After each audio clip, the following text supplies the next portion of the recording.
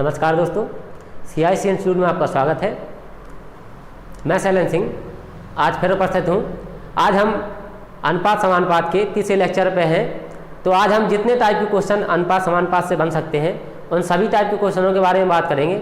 यदि आपने आज का लेक्चर पढ़ लिया तो ये समझ लीजिए कि आपको अनुपात समानुपात से कोई भी क्वेश्चन बाहर नहीं आएगा एग्जाम में। जितने टाइप आज हम पढ़ा देंगे इससे बाहर कोई क्वेश्चन नहीं आएगा इस टाइप से। तो पहला क्वेश्चन जैसा कि लिखा हुआ है, पहला क्वेश्चन है कि तीन संख्याओं का अनुपात 3:5:4 है तथा संख्याओं के वर्गों का योग जो दे रखा है, कह रहा है 200 है, तो सबसे बड़ी व सबसे छोटी संख्या में अंतर बताइए। तो एक क्वेश्चन इस टाइप का आता है। तो ठीक है, देखिएगा कि कैसे करना है इसको। देखो आपको संख्याओं का अनुपात दे रखा है इसमें कि 3:5:4 है। ठीक है, दे रखा है सवाल में कि संख्याओं के वर्गों का योग दे रखा है आपको 200। ठीक है, यदि आप इस सवाल को करोगे कि सीधा इनका वर्ग कर दोगे कि आपने कहा एक संख्या 3 मान लोगे, B बराबर 5 मान लोगे, C बराबर 4 मान, यदि इनका सीधा वर्ग करके आप 200 करोगे तो आपका सवाल गलत हो जाएगा। क्यों गलत हो जाएगा? क्योंकि जब आप वर्ग करोगे ना तो यहाँ तो एक की वैल्यू निकलेगी, लेकिन जब x मान करोगे तो फिर x² बराबर जो भी निकलेगा, यानी फिर वर्गमूल लेना पड़ता है। इसमें आपको जो वर्गमूल के लिए कुछ नहीं बचेगा। इसलिए हम क्या मानेंगे कि हम मान लेंगे कि पहली संख्या है जो a बराबर मान लेंगे हम 3x और b बराबर मान लेंगे, इसमें b बराबर हो जाएगा 5x और c बराबर हो जाएगा आपका 4x। ठीक है, तो अब करेंगे जैसे सवाल की आप कह रहा है कि संख्याओं के वर्गों का योग इतना है, यानी कि 9x² plus 25x² plus 16x² बराबर अब हो जाके होगा आपका कितना 200। ठीक है, तो इसका मतलब देखना कितना आ जाएगा, जोड़ोगे आप 16 9 25, 25 50, यानी जाएगा आपको 50x², ये आएगा आपका 200। ठीक है, तो यहाँ से हम देखेंगे तो x² की वैल्यू क्या आएगी आपकी, काट दोगे तो आएगा 4, यानी कि x की वैल्यू आ गई आपकी यहाँ से 2। जब x की वैल्यू 2 आ गई तो संख्याओं को पूछा है कि वे संख्याएं क्या होगी। तो बेटा वे संख्या क्या होंगी भाई, a बराबर क्या माना था आपने 2x माना था, यानी a बराबर कितना हो जाएगा 6 और b बराबर क्या हो जाएगी आपकी, b बराबर हो जाएगा आपका 10 और c बराबर कितना हो जाएगा आपका 8 हो जाएगा। ठीक है, तो पूछा क्या है कि सबसे बड़ी और सबसे छोटी संख्या में अंतर पूछा है। तो ये सबसे बड़ी संख्या कौन सी है, सबसे बड़ी संख्या ये 10 आई आपकी, और सबसे छोटी संख्या कौन सी है, सबसे छोटी संख्या आपकी 6 आई। तो यानी कि 10 - 6 कितना आंसर हो जाएगा आपका, आंसर हो जाएगा 4।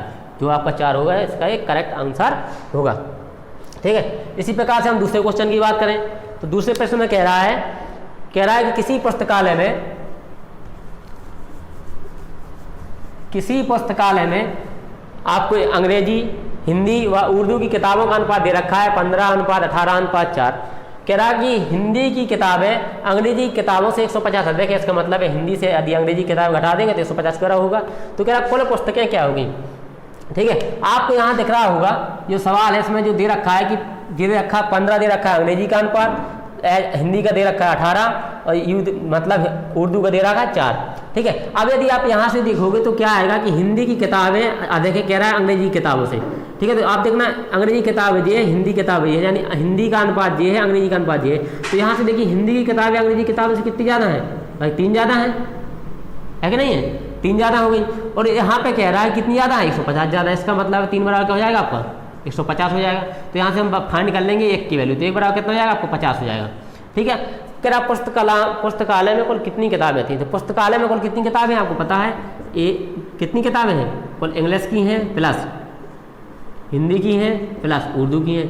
ठीक है, तो ये सब किताबें मिलकर कितनी हो जाएंगी आपकी, 15 जोड़ दोगे 15 18 कितना हो जाएगा आपका 33, 4 37, इतनी दूंगी आपकी। और 1 का मान पता है तो 37 बराबर कितना हो जाएगा 37 × 50, यानी ये आएगा आपका 0, 5 से काट देंगे 5 7 35 और 5 3 15 3 18 50, यानी 1850 किताबें क्या होंगी पुस्तकालय में आपकी होगी। ठीक है, इस टाइप के क्वेश्चन आए तो उसको इस प्रकार करना है, अंतर दे दे, इसको अधिक कह दे, इसको अधिक कह दे, सही यहीं से अनुपात निकालेंगे कि कौन अधिक है कौन कम, उतने बराबर कर देंगे जिसका मान दे रखा है और एक की वैल्यू निकाल के जो भी पूछा है आपको निकाल देते। पूछ लेता हिंदी किताबें कुल कितनी है तब भी निकाल आते, आप हिंदी किताब में 18 थी यहाँ पे तो 18 में 50 के गुणा करा देते, अंग्रेजी की पूछ देता तो 15 में गुणा करा देते, उर्दू की पूछता तो 4 में गुणा करा देते। इस प्रकार से आपको करना है। अगला क्वेश्चन है, अगले क्वेश्चन में कह रहा है किसी स्थान पर पुरुष यानी कि मेल, महिलाएं यानी कि फीमेल, लड़के यानी कि बॉय का अनुपात कह रहा 10:8:5 है। इस अनुपात में थे किसी स्थान पर लड़के, कह रहा प्रत्येक की संख्या में 500 की वृद्धि होगी। प्रत्येक की संख्या में 500 मतलब इसका मतलब ये 500 पुरुष बढ़े, 500 महिलाएं बढ़ी और 500 ही बच्चे बढ़े। वृद्धि होने से उनका अनुपात 11:9:6 हो जाता है। तो प्रारंभ में कुल संख्या कितनी थी, प्रारंभ में कुल संख्या पूछा है।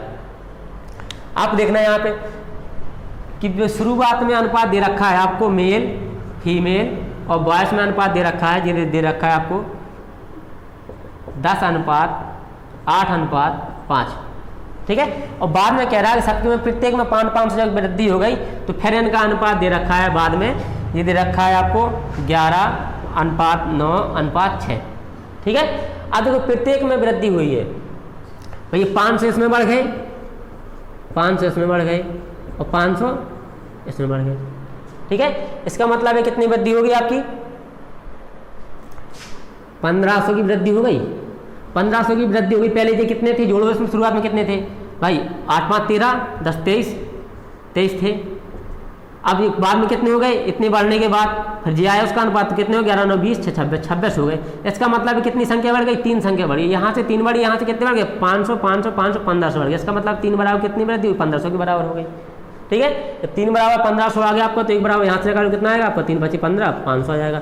अब 1 बराबर 500 अगर पूछा क्या गया है, कह रहा तो पहले कुल कितनी संख्या थी प्रारंभ में, उस स्थान पर कुल कितनी संख्या थी, तो कैसे निकालोगे भैया, प्रारंभ में कुल कितनी संख्या थी, 23 तो थी कुल संख्या सबकी मिला के, थी ना 23, तो प्रारंभ में जो संख्या थी निकालने की, प्रारंभ में संख्या कितनी थी, 23 थी, तो 23 बराबर क्या हो जाएगा, 1 का मान 500, तो 23 बराबर 23 × 500, यानी कि 2 बिंदी की 2 बिंदी आपकी, 23 × 5 = 6, 3 × 5 = 15, 5 × 10 = 11, 115, यानी कि ये आपका आ गया 11,500 संख्या थी प्रारंभ में, ठीक है, उस स्थान पर।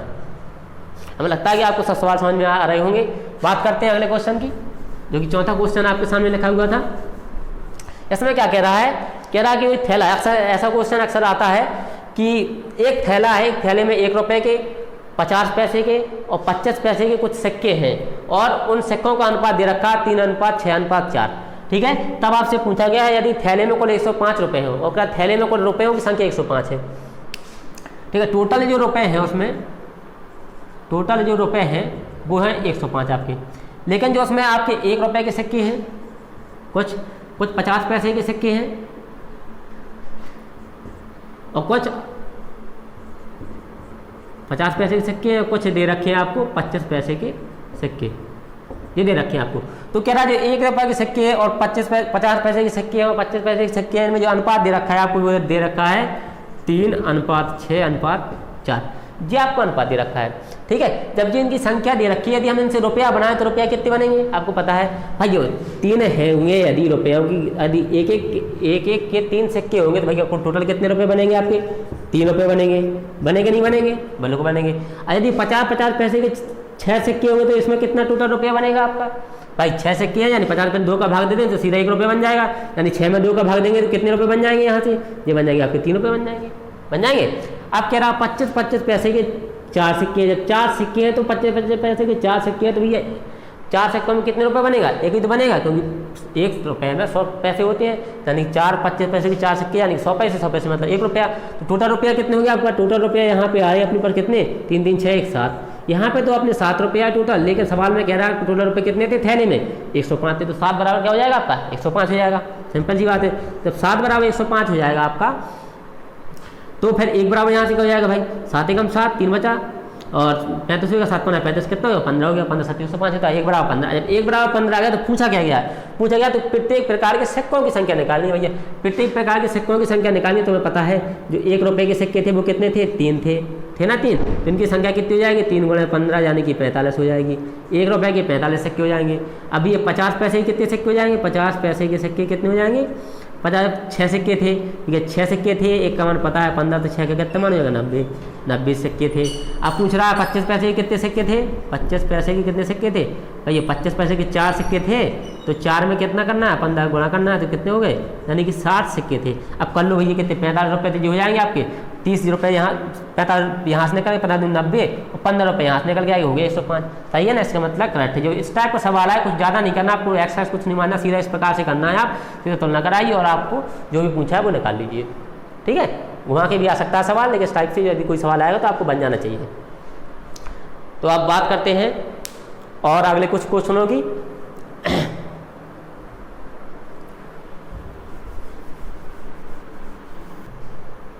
तो अगले क्वेश्चन जो है आपके इस प्रकार है। 5वां क्वेश्चन ये कह रहा है महेश और हरीश 2 व्यक्ति हैं, कह रहा है उनकी आयों में अनुपात दे रखा है, वो दे रखा है 4:3 तथा उनके खर्चों में अनुपात दे रखा है 7:5। तो कह रहा प्रत्येक की आय क्या होगी यदि प्रत्येक 1000 रुपये बचाते हैं। ठीक है, कह रहे दोनों व्यक्ति हैं, दोनों की आय में भी अनुपात है 4:3, उनके खर्च में अनुपात दे रखा है 7:5, तथा कह रहा है लेकिन बचाते दोनों सेम है, यानी कि महेश और हरीश दोनों क्या बचाते हैं, 1,000 रुपये दोनों बचाते हैं। ठीक है, तब कह रहा है तो प्रत्येक की आय क्या होगी, तो प्रत्येक की आय पूछिए। तो इस टाइप के सवाल क्या कैसे करना है आपको, जब भी कह दे कि प्रत्येक समान बचाता है, आपको पता है कि जो आपको दे रखा है कि महेश और हरीश की आयु में अनुपात दे रखा है 4:3 का अनुपात दे रखा है। ठीक है, उनके खर्चों में अनुपात दे रखा है, ये है आय का अनुपात, क्या इनकम का अनुपात है, ये है आपका लॉस खर्च का, ये दे रखा है आपका आय का अनुपात, और ये दे रखा है आपका खर्च का अनुपात। खर्च का अनुपात दे रखा है 7:5। ठीक है, अब आपको पता है, देख रहे होगे आप कि भैया कह रहे हैं कि जो आप उसकी आय है, आय का अनुपात कम है 4:3 और खर्च का अनुपात 7:5। ऐसे कैसे हो सकता है कि आय कम और खर्च ज़्यादा। ठीक है, तो भैया ये अनुपात है, अनुपात से ये नहीं निकल पाता है कि हाँ ये कम अनुपात है, इसका मतलब यही कम होगा। तो क्या करते हैं इस टाइप में, पहली बात तो यदि हम अंतर देखें तो ये ज़्यादा आ रहे हैं तो ऐसा तो हो नहीं सकता, इनको बड़ा करना पड़ेगा। तो क्या करते हैं, इनका पहले अंतर देखते हैं, ऊपर वाला जो अनुपात होता है इनका अंतर देखते हैं, कितना अंतर है, 1 का अंतर है, यहाँ का अंतर देखते हैं कितने का अंतर है, 2 का अंतर है। ठीक है, तो जितने का नीचे अंतर आता है उसको ऊपर गुणा करा देते हैं, तो ऊपर का अंतर आता है उसको नीचे गुणा करा देते हैं। ठीक है, इसका मतलब है कि हम क्या करेंगे कि ऊपर वाले अनुपात में हम कराएंगे 2 से गुणा और नीचे वाले अनुपात में कराएंगे हम 1 से गुणा। ठीक है, आपको पता है अनुपात में गुणा कराएं या भाग कराएं कोई परिवर्तन नहीं आता, मैंने आपको पहली कक्षा में बताया था। यदि आपको बेसिक जानना है तो आप हमारी पहली क्लास पढ़ना ना भूलें, पहली क्लास में जाइए पढ़िए, तब आपको बेसिक जानकारी होगी। तो ठीक है, तब हमारा अनुपात क्या होना, नया अनुपात, तब अनुपात निकल के आएगा कि आय में जो अनुपात निकल के आएगा वो होगा आपका 8:6 और जो खर्च में अनुपात निकल के आएगा वो कितना निकल के आएगा 7:5 आया निकल के। अब देख लीजिए यहाँ से भैया 8 आय है, 7 खर्च कर दी, तो बचत कितनी हुई, 1 की बचत इसने की, ये बचत 1 इसने की, और यहाँ भी 6 आय है, 5 खर्च कर दी किसने, महेश ने, तब भी इसने 1 बचत की, यानी कि दोनों ने कैसी समान बचते की। ठीक है, ठीक रहेंगे। अब यहाँ से होगा आपको सवाल, यहाँ पे कह रहा है 1 बचत हुई अपनी, यहाँ पे तो बचत हुई 1, लेकिन सवाल में क्या कह रहा है 1000 बचाते हैं दोनों। यहाँ पर तो 1 बचा है, लेकिन सवाल में कह रहा है 1000 बचाते हैं दोनों। जब 1000 दोनों बचाते हैं तो इसका मतलब है भी 1 हमारा 1000 के बराबर हो जाएगा। ठीक है, यानी 1 बराबर सीधा हो गया हमारा 1000। अब पूछा है कि प्रत्येक की आय क्या होगी, पहले प्रत्येक की आय पूछी है, तो प्रत्येक की आय क्या होगी, ए की आय कितनी है 8, ए की आय कितनी है 8 है, और बी की आय सॉरी ए नहीं है यहाँ पर, महेश है, महेश की आय 8 है और हरीश की आय कितनी है 6 है। तो इसका मतलब है 8 में बढ़ा देंगे 1000 गुणा, तो ये हो जाएगा आपका 8000, यानी कि जो आपकी महेश की आय आएगी वो होगी 8000 रुपये, और जो आपकी हरीश की आय होगी वो आएगी 6 गुणा 1000, यानी कि 6000 रुपये निकल आई दोनों की आई। जब भी इस टाइप का सवाल आए तो आप इस प्रकार से करोगे तो आपका आंसर जो है प्राप्त हो जाता है। अब बात करते हैं अगले क्वेश्चन की। अगला क्वेश्चन कह रहा है कि 2 वर्गों का क्षेत्रफल दे रखा है आपको कितना, 225:256।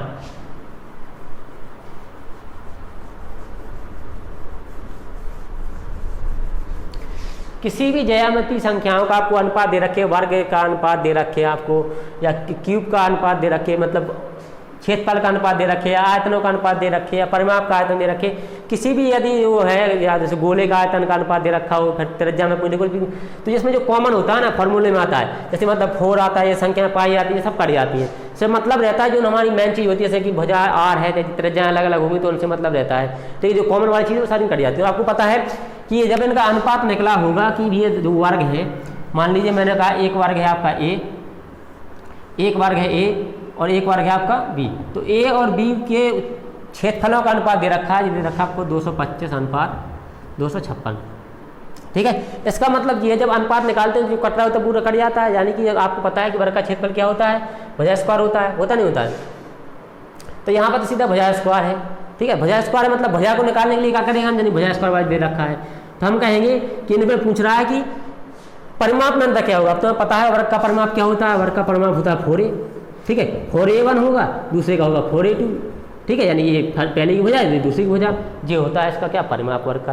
ठीक है, तो यहाँ से क्या होगी, 4 से 4 कट जाएगा, कट या नहीं कट जाएगा, यानी कि जो कि अंकित मान होते, जो मतलब निश्चित मान होते हैं वो कट जाते हैं हमेशा।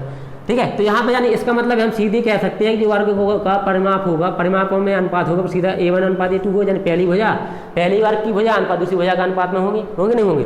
तो जब हम इसका क्या करेंगे, वर्गों का अनुपात दे रखा है, यानी कि ये a स्क्वायर a1 स्क्वायर और a2 स्क्वायर का मान दे रखा है, तो इनका वर्गमूल ले लेंगे तो सीधा आपका निकल आएगा उसके क्या वर्गों के परिमाप का अनुपात निकल के आएगा, यानी कि वर्ग के परिमाप का अनुपात क्या हो जाएगा,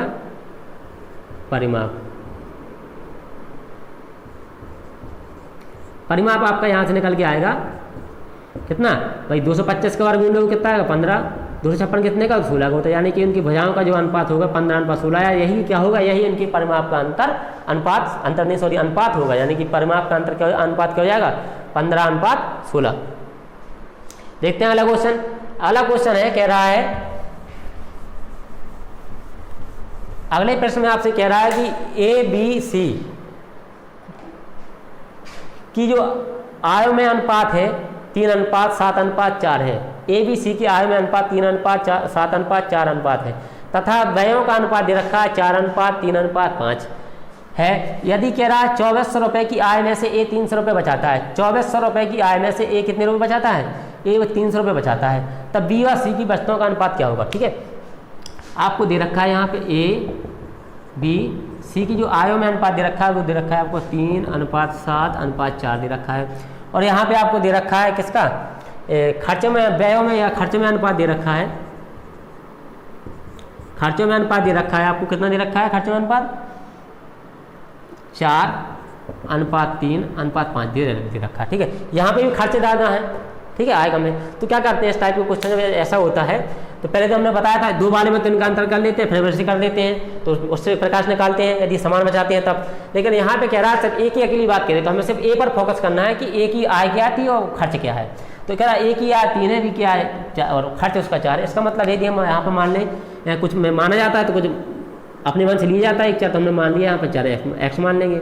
ठीक है, जब एक्स मानेंगे यहाँ पे वाई मान लेंगे। इसका मतलब यदि बचत निकालूँ इसकी कि एक ही बचत निकालूँ, एक ही बचत, जब यहाँ पे एक ही बचत की बात करेंगे तो ये आय 3x होगी, खर्च कितना है उसका 4y हो जाएगा, तो बराबर कितना है 300 रुपये क्या है उसने बचा लिया। ये तो कह रहा है ए अपनी 2400 रुपये की आय में से 300 रुपये बचा लेता है, यानी कि यदि उसके बाद 3x होगी तो 4y घटा देंगे तो 300 रुपये बचा लेगा। लेकिन यहाँ पर आय उसकी दे रखी है, आय कितनी दे रखी है 2400 दे रखी है। इसका मतलब है कि 3x उसकी आय है उसके बराबर मान दे रखा है कितना 2400 ए की आय। तो यहाँ से निकाल लेंगे एक एक्स का हमारी वैल्यू निकाल लेंगे तो एक्स बराबर क्या आ जाएगा 3 8 24 यानी कि 800 आ जाएगा। एक्स बराबर 800 होगा तो यहाँ पे एक्स का मान रख सकते हैं, या 3x की लीजिए क्या है 2400 का मान है तो एक्स की वैल्यू कोई निकालने की आवश्यकता नहीं है, निकालनी हो तो यहाँ पे काम आ जाता है आपको। तो यहाँ से देखिएगा ये आगे 2400 मेरा यहाँ पर रख दूँगी 2400 माइनस 4y बराबर 300। ठीक है, तो यहाँ से हम y की वैल्यू निकालें तो ये आएगा 4y बराबर यहाँ आएगा तो 2400 माइनस 300 यानी कि ये आएगा 4y बराबर 2100। ठीक है, तो यहाँ से y बराबर आएगा 4 से काट देंगे 4 5 6 20 और एक आया 4 दूना 8 4 5 6 20 एक बचा 4 दूना 8 4 5 6 20 525 आया क्या y की वैल्यू। जब y की वैल्यू 525 आ गई तो पूछा क्या है क्वेश्चन में कह रहा तो b व c की बचतें क्या होंगी, b व c की बचत पूछी है, इतना लग गया आपको। तो b व c की बचत पूछी है तो कैसे निकालेंगे हम। अब आपको पता है जिनकी आय हो जाएंगी, आय b की आय कितनी हो जाएगी, b की आय हो जाएगी आपकी 7 गुणा कितना आया था x का मान 800, 7 गुणा 800 जो हो जाएगी। c की आय कितनी हो जाएगी, c की आय हो जाएगी आपकी 4 गुणा 800। जे b और c की आय होगी। खर्च क्या हो जाएगा b का खर्च हो जाएगा, b का खर्च कितना 525 यानी कि 4 गुणा 525 4 गुणा नहीं सॉरी b का खर्च कितना है 3 है यहाँ पे, तो b का जो खर्च आएगा आपका ये आएगा 3 गुणा 525। आपको समझा रहे हैं इसलिए थोड़ा टाइम लग रहा है 525। अब यहाँ से हम क्या बात करेंगे, हम करेंगे c का जो खर्च है, c का खर्च कितना है 5y, तो 5y तो मतलब 5 गुणा 525। ठीक है, इस टाइप से करेंगे। अब ये घटाएंगे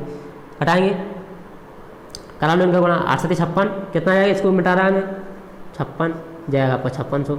यहाँ करोगे आप 3 का गुणा कराओगे कितना 3 5 525 में कराना 3 का गुणा कितना होगा 3 5 15 की 5 3 दूनी 6 1 7 और 3 5 15 15 75 आएगा। इस प्रकार से यहाँ निकाल 800 की 32 यानी कि 3200 सी की आय हो जाएगी। ठीक है, यहाँ से कराएंगे 5 गुणा 525 में तो 525 में जब 5 गुणा कराओगे तो 5 25 2 आई 5 2 दोबारा एक आया 5 25 1 26। ठीक है, 5 10 दोबारा की 2 हंसला 1 5 25 1 26 जी हो गया आपका। तो इनका बचत कितनी हो गई बी और सी की, जी निकल के आएगी बचत निकल के आएगी, क्या आएगी बचत निकल के आएगी। क्योंकि ये आय दे रखी है और ये खर्च दे रखा है तो ये वही घटाएंगे बचत निकल के आएगी। तो ये कितनी बचत हो जाएगी इसकी, घटाएंगे इसको तो आएगा 5, यहाँ से कितना का आएगा बचेगा 9 तो 2 आएगा, यहाँ से 5 में से 5 जीरो चला जाएगा, यहाँ से फिर क्या आएगा आपका 4 बचेगा, यानी 4025 रुपये बचत आएगी आपकी बी की। और आप सी की बचत कितनी आएगी 5, यहाँ से आएगा फिर 7, यहाँ से आएगा फिर 1 5, यहाँ से आएगा फिर कुछ नहीं आएगा, 575 बचत हो जाएगी किसकी, बी की बचत हो जाएगी। बी की बचत आई 4025 और सी की बचत आई 575। बात कर लेते हैं अगले क्वेश्चन की। अगला क्वेश्चन आपको दे रखा है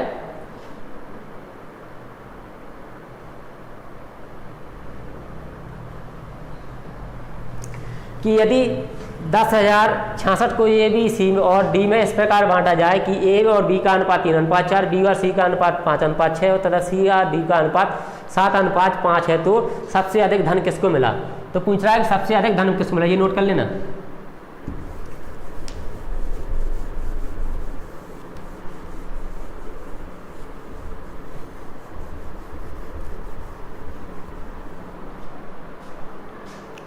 क्या है इसमें, कह रहा है कि 1066 रुपये को ए और बी और सी डी में इस प्रकार बांटा जाए कि ए बी का अनुपात जो 3:4 हो, बी सी का अनुपात 5:6 हो और सी डी का अनुपात हो 7:5 हो।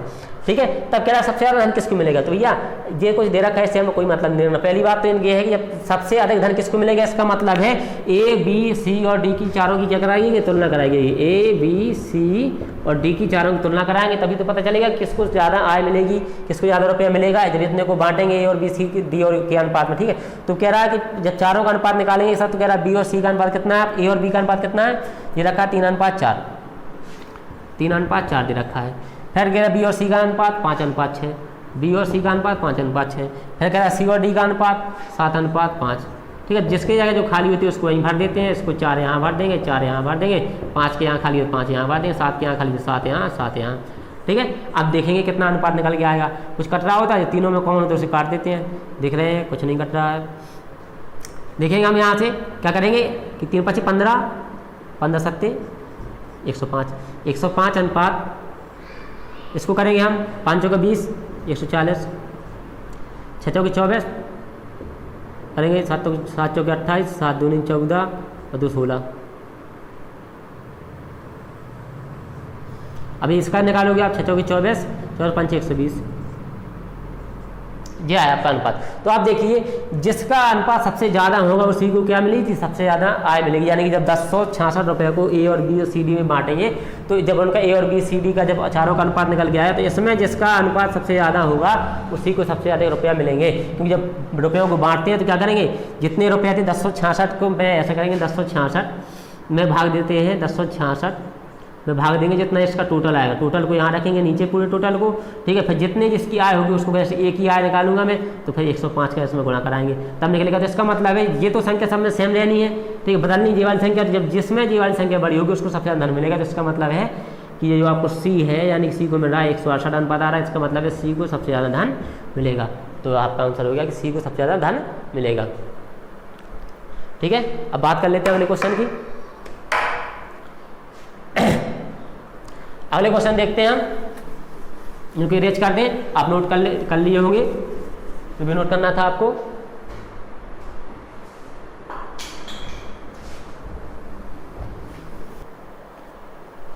तो अगले क्वेश्चन इस प्रकार है आपके कि नवा क्वेश्चन है। नवे क्वेश्चन में कह रहा है 200 ग्राम आपकी मिश्र धातु है जिसमें क्या क्या मिला है, जिंक और कॉपर, 2 चीजें मिली हुई हैं। तो कह रहा है जिंक और कॉपर का अनुपात दे रखा है 5:3 है। कह रहा है इसमें कितना कॉपर, कह रहा है कितना कॉपर मिला दिया जाए कि जो अनुपात है 3:5 हो जाए। ठीक है, तो जब भी इस टाइप के सवाल आए कि भैया 2 चीज़ों का मिश्रण है और एक चीज़ को बढ़ा रहे हैं, दूसरी चीज़ को नहीं बढ़ा रहे हैं, तो अनुपात तो बदलेगा। लेकिन आपको ध्यान देना कि जिस चीज़ को नहीं बढ़ा रहे हैं उसको हमें स्थायी रखना है, यानी जितना प्रारंभ में था उतना ही बाद में रखेंगे, दूसरी चीज़ को बढ़ा देंगे, बढ़ जाए कोई दिक्कत नहीं। जैसे यहाँ पे कह रहा है कि जिंक और कॉपर का जो अनुपात दे रखा है, आपको दे रखा है 5:3 दे रखा है। ठीक है, तो आपको क्या करना है कि कह रहा है कि इसमें कितना कॉपर मिला दिया। तो भैया हम मिला तो कॉपर रहे हैं ना, जब कॉपर मिलाएंगे तो कॉपर का बदलेगा अनुपात, ना कि इसका बदल जाएगा जिंक का। जिंक तो बराबर रहेगा। तो क्या दे रखा है, ये कह रहा है ZN अनुपात CU दे रखा है आपको 5:3। ठीक है, और फिर जो नया अनुपात कह रहा है, नया अनुपात दे रहा है कितना, 3:5। ये पुराना वाला है, ये नया वाला अनुपात है। ठीक है, तो आपको ये देखना है कि ये जो कॉपर जो भले ही कुछ कॉपर मिला दिया, इसमें हमने कुछ कॉपर डाल दिया, ऐड कर दिया, कॉपर कुछ डाल दिया तो हम अनुपात हो गया 3:5 हो गया। लेकिन भैया कॉपर तो बढ़ा है तो ठीक है, कॉपर तो बढ़ा तो कॉपर मिलाया, लेकिन जिंक क्यों बढ़ गया भैया? जिंक तो उतना ही रहेगा ना इतना पहले था। तो क्या करेंगे, इन अनुपात को बराबर करेंगे, 5 और 3 को बराबर करने के लिए हम क्या करेंगे, जितना जब होगा जिंक उतना ही बाद में होगा, तो गुणा कराते हैं। कितना गुणा कराएंगे, यहाँ पे 5 है तो 3 का गुणा कराएंगे, यहाँ पे 3 है तो 5 का गुणा कराएंगे। यानी जो नया अनुपात निकल के आएगा आपको Zn अनुपात Cu का, ये आ जाएगा आपको 15:9। और यहाँ पे जो नया अनुपात आएगा Cu मिलाने के बाद, यानी Cu ऐड करने के बाद क्या आएगा आपका 5:15:25। ठीक, अब हो गया सही। अब जिंक जितना 15 पहले था तो जिंक 15 बाद में है, क्योंकि जिंक को तो मिलाया ही नहीं हमने। जब जिंक को मिलाया नहीं तो क्यों बढ़ेगा भाई? इसका मतलब जिंक स्थायी रहेगा। तो जिंक जब 15 होगा तब ये बढ़ा कॉपर है, कॉपर बढ़ा नहीं बढ़ा? अब देख लीजिए यहाँ से कॉपर ये 9 था, 25 होगा, कितना बढ़ गया? 16 कॉपर बढ़ गया। सवाल मुझे कितना कॉपर मिला दिया जाए कि अनुपात इतना हो जाए, तो कितना कॉपर मिला दिया जाए कि यहाँ पर हमारा आया कि मतलब 16 यूनिट कॉपर बढ़ा दिया। अब देखना मान दे रखा है आपको 200 ग्राम टोटल मिश्र धातु है। जब टोटल मिश्र धातु आपको दे रखी है 200 ग्राम है, तो हमारे यहाँ पर कितने टोटल मिश्र धातु दे रखी है? ये देखो कितना होगी, 15 9 कितना होता है आपका? 9 5 14 34 होता है, सॉरी 24 होता है, पता नहीं होता? 9 5 14 24 होता है। और 24 का मान आपको दे रखा है, 24 का मान दे रखा है कितना? 200। इतनी तो है मिश्र धातु है ना, 200 दे रखी मिश्र धातु। तो क्या हो जाएगा, यहाँ से हम करेंगे, काटेंगे हम 4 से काटेंगे, 4 3 24, 4 से काटोगे आप 4 5 6 20 50, लेकिन 2 से काटोगे कितना आएगा? 2 3 6 25 आएगा आपका। अब फिर इसको काटेंगे हम, एक तो एक की वैल्यू यहाँ से निकालेंगे, कितना है? एक की वैल्यू आएगी 25/3। जब एक की वैल्यू आ गई 25/3 ग्राम, तो भैया हमें क्या निकालना है, कितना कॉपर मिलाया? तो 16 कॉपर मिलाया, 16 तो जाना है, इसका मतलब 16 का यूनिट कॉपर मिलाया, तो 16 यूनिट का मान और निकालेंगे। 16 बराबर क्या हो जाएगा? 16 गुणे 25/3 कर दोगे आप। 25 बराबर 25 छक्का 150 की 0 हाथ 15 15 25 कितना जाएगा आपका? 400 400/3। इसका मतलब है जो कॉपर मिलाएगा आपको कितना मिलाएगा? 133 सही 1/3 ग्राम। ठीक है, यानी ये 133 सही 1/3 ग्राम कॉपर मिला गया। हम कह सकते हैं कि 400/3 ग्राम कॉपर को मिलाया जाए तब उसका अनुपात कितना हो जाएगा? 3:5 के अनुपात में हो जाएगा।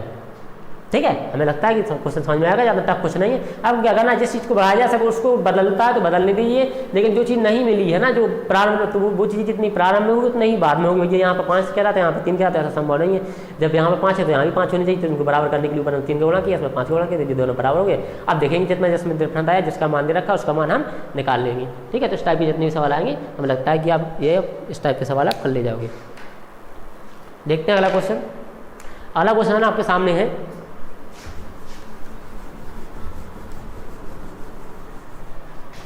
इसको चलो ठीक है देख लो। इसमें कह रहा है कि A अनुपात B बराबर 1/2 अनुपात 3/8, B अनुपात C बराबर 1/3 अनुपात 5/9, C अनुपात D बराबर 5/6 अनुपात 3/4। इस प्रकार से दे रखा है आपको। तो कह रहा है A अनुपात B अनुपात C अनुपात D निकालना है। ठीक है, तो कुछ नहीं करना, जब बटे में दे रखा है तो इसका मतलब दे इनको तोड़ भी तो सकते हैं भैया, अनुपात में है तो उनको तोड़ भी सकते हैं। किस प्रकार तोड़ेंगे, तो पता है कि जब A अनुपात B का मतलब होता है 1/B, यानी A/B बराबर हमें दे रखा है 1/2 अपॉन 3/8। कई लोग इसमें घबरा जाते हैं कि ये तो खुद अनुपात में दे रखा तो कैसे मानेंगे हम, तो इस प्रकार कर लेंगे हम। ठीक है, इसका मतलब बाहर गुणा होता है, अंदर गुणा होता है। A अपॉन B बराबर कितना जाएगा आपका? 8/6 आ जाएगा। 2 से काट दोगे कितना आएगा? 4/3 आ जाएगा। ये आएगा अपना नया अनुपात। अगर नहीं आएगा, इसी प्रकार से हम B अनुपात C निकालेंगे, B अनुपात C निकालेंगे, B अनुपात C निकालेंगे तो क्या आएगा? 1/3/5/9 जाएगा आपका, यानी कि 3 से 3 कट जाएगा, 3 बार कटेगा, 3 ऊपर जाएगा, ये आपका आएगा 3/5। ठीक है, इस प्रकार से हम निकालेंगे C अनुपात C अपॉन D निकालेंगे। C अपॉन D निकालेंगे तो क्या हो जाएगा आपका? 5/6 अपॉन 3/4। इसको करेंगे बाहर का अंदर का जाएगा आपका 5 गुणा 4/6 गुणा 3, यहाँ से 2 से काटेंगे 2 दूनी 4 2 3 6 जाएगा आपका 10/9 जाएगा आपका। अब पूछा कि A अनुपात B अनुपात C अनुपात D निकालना है, तो ये निकाल लो। कहते आपको ये हमने बताया था A अनुपात B अनुपात C अनुपात D निकालना है। अब कोई प्रॉब्लम है नहीं, तुम्हें क्या पता है कि A का मान पता है 4, अनुपात B का मान पता है 3, अनुपात है तो अब फिर क्या है? B का मान पता है 3, C का मान पता है 5। अब क्या कह रहा है? C का मान पता है 10 और D का मान पता है 9। बस जो बढ़ रहा है उसको बढ़ा दिया, ऐसे ऐसे ऐसे ऐसे ऐसे ऐसे, इतनी हम बताया था निकालने का, बस निकाल लीजिए गुणा भाग करके। ठीक है, सिंपल है, बिल्कुल कर ले जाओगे आप। बात करते हैं अगले क्वेश्चन की। अगला क्वेश्चन आपके सामने कह रहा है कि 2 ट्रेनें हैं जिनकी लंबाई में अनुपात दे रखा है 5:3 का अनुपात दे रखा है। तो कह रहा है उनकी चालों में अनुपात यदि 6:3 5 है, चारों में अनुपात दे रखा है 6:5, तब आपको कह रहा है कि एक खंभे को पार करने में उनके द्वारा लगे हुए समय में अनुपात निकालना, टाइम में अनुपात निकालना कि टाइम में अनुपात क्या हो जाएगा। तो देखते हैं इसको क्या हो जाएगा टाइम में अनुपात। इनको साफ किए दे रहे हैं, आपने नोट कर लिए होंगे, नहीं किए हो तो बैक करके कर लेना आप। ठीक है, देखते हैं क्या दो ट्रेनें हैं जिनकी लंबाई में अनुपात दे रखा है 5:3 और उनकी चारों में अनुपात दे रखा है 6:5। आपको पता होगा जैसे कोई पोल है, खंबा है, यदि ये खंबा है, जब इस खंबे को ट्रेन पार करेंगी, जब इस खंबे को ट्रेन पार करेंगे तो भैया दूरी क्या होगी, दूरी स्वयं ट्रेन की क्या होगी, लंबाई ही तो होगी नहीं होगी। जब दूरी स्वयं ट्रेन की लंबाई होगी तो तुम्हें पता है चारों में अनुपात उनको दे रखा है, समय अनुपात पूछा है। तो किस प्रकार करेंगे हम इसको, कह रहा है कि तो खंबे को पार करने समय का अनुपात निकालना है। तो ये समय का अनुपात निकालना T1/T2 निकालना है कि पहली जो ट्रेन थी कितना समय लेगी, दूसरी ट्रेन कितना समय लेगी। अब तो हमें पता है भैया कि समय बराबर क्या होता है, दूरी बटे 4। दूरी कितनी है इसकी 5 है ना, 5 ही मान लेंगे भाई, x मानो तो कटा जाएगा, अनुपात में कोई वैल्यू नहीं होती, जो चीज़ें स्थिर होती हैं। ठीक है, तो जो क्या होगा 5 हो गया दूरी बटे 4 कितनी है, पहले के लिए 6 है 4, ठीक है ना।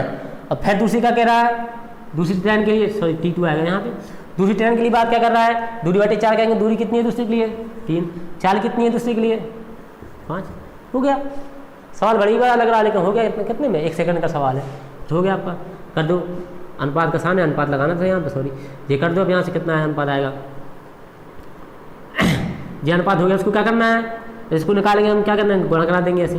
ठीक है, तो ये आएगा आपको 25/18, यानी कि जाएगा आपका समय में अनुपात आएगा T1/T2 आएगा आपका 25/18, यानी कि समय में अनुपात आया वो आ गया आपका 25/18 समझ लेंगे। नया समझ में कैसे आता है, जैसे हमने बताया था अनुपात का मतलब होता है T1/T2 करेंगे, इसका मतलब है 5/6/3/5 करेंगे तो 5 ऊपर जाएगा, जी नीचे हो गया 25/18 आएगा, यानी इसका मतलब है 25/18 इसका हो गया क्या आंसर। इस प्रकार होते हैं तो कैची गुणा करा देते हैं तो वही चीज़ आती है, सेम इसमें आती है।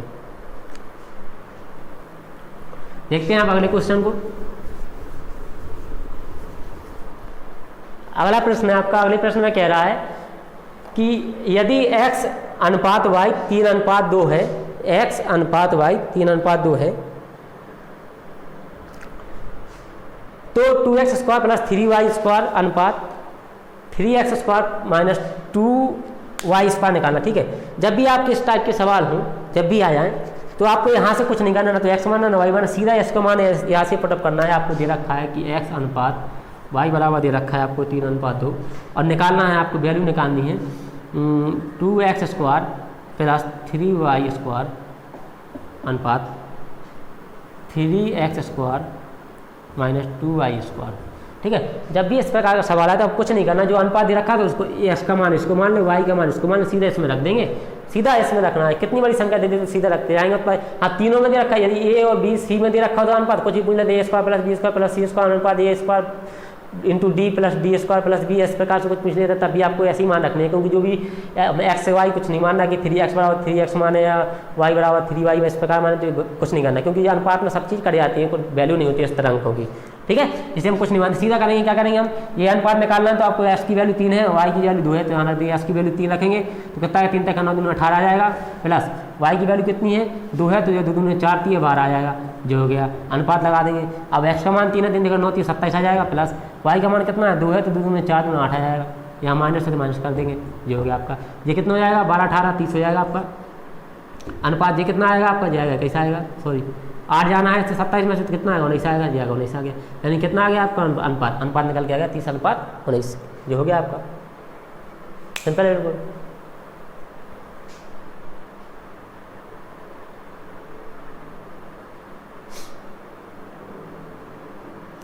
अगला क्वेश्चन है आपका 13वां क्वेश्चन है, कह रहा कि देखते रहे, अच्छा है 13वां क्वेश्चन, गजब का प्रश्न है 13वें प्रश्न में कह रहा है कि A + B + C ने मिलकर 1800 रुपये का काम किया। कोई 3 व्यक्ति हैं A और B C जिन्होंने मिलकर 1800 रुपये का काम किया। ठीक है, तब क्या होता है कि A ने 6 दिन काम किया, B ने 4 दिन काम किया और C ने 9 दिन काम किया। अब कह रहा कार्य किया, यदि इनकी मजदूरी का अनुपात भी दे रखा है कितना 5:6:4 हो तो A को कितने रुपए मिले, पूछ रहा है कि A को रुपए कितने मिलेंगे। ठीक है, तो हमको करना क्या है, भैया तीनों ने तो किया 1800 रुपये का काम मिलके किया है, ठीक है। अब आपको पता है कि भैया ए ने काम किया है 6 दिन, हम यहाँ लिख लें ABC। ए ने काम किया है आपके 6 दिन, बी ने काम किया है 4 दिन और सी ने काम किया है 9 दिन, ठीक है। अब इनकी मजदूरियों में अनुपात दे रखा है कितना, 5:6:4,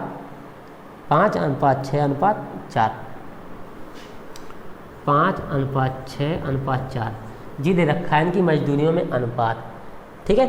अब जो जिस प्रकार से उनको मजदूरी मिलती है उनमें अनुपात ये दे रखा है इनको, ठीक है। यदि मजदूरी में अनुपात, यदि इसी अनुपात से, इन्हीं मजदूरियों के अनुपात से ए 6 दिन काम करेगा, ए करेगा 6 दिन काम, तो ए को कितनी मिलेगी, 6×5=30, किसकी, तीनों का अनुपात निकालेंगे, 6×5=30 हो जाएगा एक हिस्से में। और बी 4 दिन काम करेगा 6 की मजदूरी से, बी को मिलेगा 24 रुपया। और सी करेगा 9 दिन काम करेगा 4 की मजदूरी से, तो कितना आएगा 36। ये बना इनके अनुपात। यदि किसी काम को ए 5 दिन कर, ए ने 6 दिन किया, बी ने 4 दिन किया, सी ने 9 दिन किया, तो जो इनके रुपयों का अनुपात बना, ये बना कि ए को मिलेंगे 30 अनुपात, बी को मिलेंगे 24 अनुपात और इसको मिलेंगे 36 अनुपात। तो क्या करेंगे फिर, क्या कह रहा है, कि यदि तीनों ने मिलकर 1800 रुपये का काम किया, तो कह रहा है ए को कितने रुपये मिलेंगे। अब ये तीनों ने मिलकर किया 1800 रुपये का काम, तीनों को जोड़ देंगे, कितना हो जाएगा, जो जाएगा आपका 30, 3 दूना 60, 60 और 30 कितना हो जाएगा 90, जो होगा 90। टोटल काम हुआ यहाँ पर 90 रुपये का। यहाँ कह रहा है ना काम कितना किया 1800 रुपये का, 90 बराबर कितना आया आपका 1800 हो जाएगा। भाई 90 का पूरा टोटल काम का दे रखा है, टोटल काम का हमारा 90 आया, सवाल में कह रहा है 1800 रुपये आया। जब 1800 आया तो 90 बराबर सीधा 1800 हो जाएगा, 1800 हो जाएगा, सीधा यहाँ से निकाल लेंगे, काट देंगे। एक बराबर कितना जाएगा, 9 दूनी 18, 20 आ जाएगा। जब एक बराबर 20 आ जाएगा आपका, अब एक बराबर आपको 20 आ गया, तो निकालना क्या है, कह रहा है कि ए को कितने रुपए मिले, भैया ए को कितने रुपए मिलेंगे, तो ए को 30 रुपये तो मिलेंगे, नहीं मिलेंगे, ए को 30 मिलेंगे, इसका मतलब है 30 मिलेंगे, तो ए को कितने मिलेंगे, 30 × 20 यानी कि 600 रुपये। तो ए को मिलना है कितने रुपये मिलेंगे, ए को मिलेंगे 600 रुपये मजदूरी की, जो एक काम किया है इन लोगों ने, उनमें से ए को मिलेंगे 600 रुपये। बी की पूछ रहा तो 24 × 20 कर देते, 14 × 8 480 मिल जाते। इसका पूछा तो उसका 97 720 मिल जाते, ठीक है। किसी का पूछ देते निकाल लेते। इस चार्ट पर करना है कि कॉन्सेप्ट से चलना है, पकड़ना है सवाल को कहाँ से कैसे करना है, ठीक है। यदि इस सवाल को अपन वैसे लगाते तो बहुत टफ हो जाता है। मतलब छोटे छोटे तरीके, यदि आपने जो पिछले लेक्चर पढ़े हुए हैं, यदि आपने पिछले लेक्चर को पढ़ा है तो आपको कहीं दिक्कत समझ में नहीं आ रही होगी आज के क्वेश्चन में।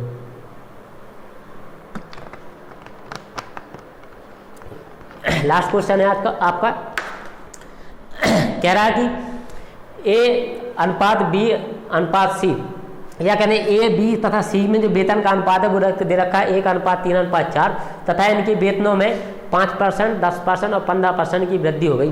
जब 5%, 10% और 15% की वृद्धि हो गई तो कह रहा वृद्धि के बाद अनुपात क्या होगा। तो जब इनकी आय में वृद्धि हो गई तो 5%, 10% और 15% की वृद्धि के बाद फिर आयों में अनुपात पूछा है क्या होगा, ठीक है। तो निकालेंगे कितनी वृद्धि हुई। जब आपको दे रखा है कि ए अनुपात बी अनुपात सी में अनुपात दे रखा है क्या, 1:3:4, ठीक है। अब यदि हम इसको 1 मानेंगे तो 5% की वृद्धि करेंगे, इसको 3 मानेंगे तो 10% की वृद्धि करके फेड करेंगे 15, तो दिक्कत हो जाएगी। हम मान लेंगे क्या कि इसमें अनुपात है, गुणा भाग में कोई फर्क है, हम 100 का पूरे में गुणा करा देंगे, तो हम आ जाएगा कि ए में अनुपात है 100, बी का हो जाएगा 300, ये हो जाएगा 400। यानी कि ए और बी और सी का जो बना वेतनों का अनुपात बना 100, 300, 400 अनुपात बना, ठीक है जी बना। अब क्या रहा उनके वेतनों में 5%, 10% और 15% की वृद्धि हो गई।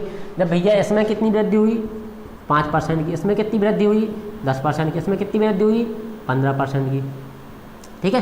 तो वृद्धि के बाद इसकी कितनी हो जाएगी भैया, 100 का 5% सीधा 105 हो जाएगी यार, हो जाएगी नहीं हो जाएगी, अनुपात है अनुपात लगा दें। 300 का 10% 30 बढ़ेगा जब 330 हो जाएगी। अब इसका मानना 15%, 400 का 15% मतलब 15 चौके 60, सीधा 60 हो जाएगी, इतना बढ़ जाएगा, चाहिए हो जाएगा 460 हो जाएगी उसका वेतन। भाई 5% बढ़ के 105 वेतन हो जाएगा, 10% बढ़ के 330 हो जाएगा और 15% बढ़ के 460 हो जाएगा, ठीक है। तब क्या रहा अब बढ़े हुए वेतनों का अनुपात क्या होगा, बढ़े हुए वेतनों का अनुपात तो आ गया, ठीक है। काट रहा है 5 से काट देंगे, 5 से काटेंगे कितना 5 दूनी 10 21 आ जाएगा अनुपात। 5 से काटेंगे 5 6 का 30 और 5 6 का 30 और फिर 3 बचेगा तो 5 6 का फिर 30 आ जाएगा, 66 आ जाएगा। इसको काटेंगे 5 से फिर काटेंगे तो 5 45 तो 1/5 92, ये आ गया आपका।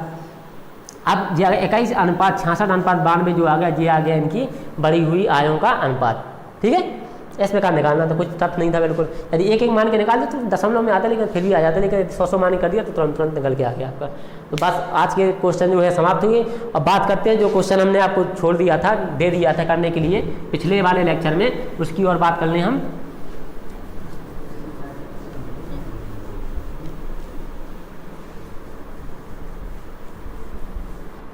आपको याद होगा जो पिछला क्वेश्चन मैंने आपको दिया था मैंने कहा था कि ए बी सी की आयों का अनुपात दे रखा है आपको 7:9:12 तथा उनके खर्चों का अनुपात दे रखा है 8:9:15। ठीक है, तथा यदि ए अपनी आय का 1/4 भाग बचाता है तो ए बी और सी की बचतों का अनुपात क्या होगा। भैया ए बी सी है 7:9:12, ए बी सी की जो आयों का अनुपात है, क्या आयों का अनुपात है वह 7:9:12 है, तथा इनके जो खर्चों का अनुपात है, खर्चों का अनुपात दे रखा है आपको 8:9:15, 8:9:15 जी दे रखा है इनके खर्चों का अनुपात। तब कह रहा है यदि ए अपनी आय का 1/4 भाग बचाता है, कह रहा है ए अपनी आय का कितना बचाता है, 1/4 भाग क्या करता है, बचाता है। जब ए अपनी आय का 1/4 भाग बचाता है तो ए बी सी की बचतों का अनुपात क्या करना है, फिर निकालना आपकी ए अनुपात बी अनुपात सी, क्या है, बचतों का अनुपात निकालना है। ए और बी और सी तीनों की बचतों का अनुपात निकालना है। तो क्या करना है हमें इस वाले सवाल में, आपको पता है जब यहाँ पे आयों का अनुपात कितना है 7 दिया जाता है, तो इसका मतलब है कि एक ही आय हम माने तो एक ही आय जो आपकी हो जाएगी, एक ही आय यदि हम माने तो 7x हो जाएगी। ठीक है, जब 7x हो जाएगी तो कह रहा है ए अपनी आय का कितना बचाता है, 1/4 बचाता है। ए अपनी आय का 1/4 बचाता है, तो अब इसका मतलब है ये हो जाएगा कि भैया 8x, इसको खर्च कितना 8x हो जाएगा, 7x - 8y बराबर कितना हो जाएगा, 7x/4 हो जाएगा, हो जाएगा। इसका मतलब है यहाँ से देखेंगे हम कि वो x वाले पर टाइप करेंगे और इसके बाद एक साइड करेंगे, जाएगा 7x - 7x/4 और ये आएगा 8y। इसको करेंगे तो 7 चौका 28 में से 1 जाएगा, 7 चौका 28 में से 7 जाएगा, कितना आएगा 21/4, x बराबर कितना हो जाएगा 8y हो जाएगा आपका। इसका मतलब जब हम देखेंगे x को y के एक साइड लाएंगे तो देखिए तो यह जाएगा x/y बराबर, यहाँ से x/y बराबर आएगा आपका 32/21। ठीक है, यानी कि x की वैल्यू हमारी कितनी है 32 और y की वैल्यू कितनी है 21। ठीक है, यदि हम इस पूरी आय में इसमें x सब में होगा, यदि इसमें हम गुणा करा दें कितने का 32 का, तो इसकी सबकी आय निकल आएगी कितनी होगी। इसमें हम गुणा करा दें 21 का, तो सबका खर्च निकल आएगा नहीं निकल आएगा। आप क्या करना है, अभी ये आय जब निकल आएगी तो खर्च घटा देंगे तो उनकी बचत निकल आएगी तीनों की, तो बचतों का अनुपात निकाल लेंगे। तो क्या करना है, जब हम 32 का गुणा करेंगे इसमें तो 32 7 कितना होता है आपका, 32 में गुणा करना है आपका 7 का, तो 32 7 सीधा हो जाएगा, 7 दूनी 14, 7 के 22 कितना हो जाएगा 324 रुपये हो जाएगा। इसका होगा 324 रुपये, इसका मतलब क्या है जी, आय होगी इसकी किसकी, ए की। अब खर्च कितना हो जाएगा, बी का मान कितना 21 है, तो 21 गुणा 8 करा दो, 21 गुणा 8 तो कितना हो जाएगा 8 और 8 दूनी 16 168 हो जाएगा। भैया जी इसका क्या है, खर्च है, जिसकी आय है, तो बचाएगा कितना, जो बचत होगी, बचत कितनी होगी इसकी 224 में से कितना 168 घटा देंगे, कितना आएगा आपका 14 6 आएगा। यहाँ से करेंगे, यहाँ से बोलेंगे कैरी लेंगे तो आएगा कितना हो जाएगा आपका 11 हो जाएगा, 5 56 जी आ गया आपका 56। ठीक है, एक ही जो बचत आई वो आई 56। आपको ऑप्शन देखना है, ऑप्शन में क्या था, ऑप्शन में था 56:99:69, दूसरा ऑप्शन था 99:56:69, तीसरा ऑप्शन था 69:56:99, चौथा ऑप्शन था 99:69:56। तो आपको देखना है, जब चारों ऑप्शन हमने आपको दे रखे थे, जब आपने पहले की बचत निकल के आएगी कि कितनी 56 आ गई, तो इसका मतलब जो पहला ऑप्शन है वो आपका एकदम करेक्ट हो जाएगा। तो हम ये बाकी की कैलकुलेशन क्यों करें, जब पहले ही आपका पद डिफरेंट है तो बाकी की क्यों निकालें हम, क्यों इसमें गुणा कराएं, क्यों इसमें गुणा कराएं, फिर क्यों इसमें गुणा कराएं, फिर क्यों इन सबको घटाएं, एक ही को घटा के निकाल लो। कंपटीशन में यही होता है कि हमें टाइम बचाना पड़ता है, जो व्यक्ति टाइम को सेव कर लेता है वो कंपटीशन में फाइट कर जाता है, टाइम को सेव नहीं कर पाते उनका।